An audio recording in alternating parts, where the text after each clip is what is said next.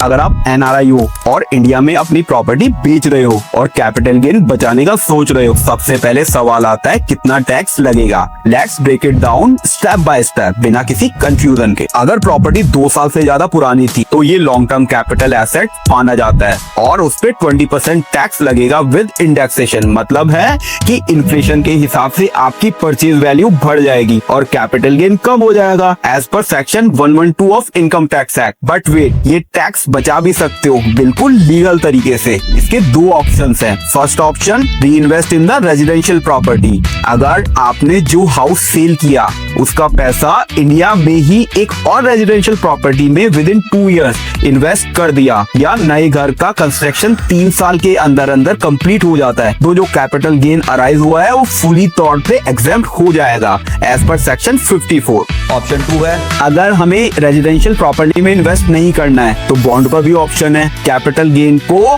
आप आरईसी या एनएचएआई के बॉन्ड में विद इन 6 मंथ पे इन्वेस्ट कर दो। जो मैक्सिमम अमाउंट इन्वेस्टमेंट का है वो 50 लाख तक का है और एक कैच भी है, हमारा जो लॉक इन पीरियड है वो 5 इयर्स का है और जो कैपिटल गेन जनरेट हुआ है वो फुली तौर पे एग्जेम्प्ट हो जाएगा। कैपिटल गेन के ऊपर टीडीएस भी कटा होगा 20% या उससे ज्यादा का, बट आप आईटीआर फाइल करके रिफंड भी क्लेम कर सकते हो अगर ये एग्जेम्पशन प्रूव हो जाती है। Plus PAN of the buyer लेना मैंडेटरी होता है, वरना बायर पे पेनल्टी आ सकती है एज पर सेक्शन 195। कंक्लूजन क्या है, अगर आप स्मार्टली प्लान करते हो तो पूरा का पूरा कैपिटल गेन फ्री हो सकता है। बस लॉ समझना जरूरी है। And welcome to eco tax friend.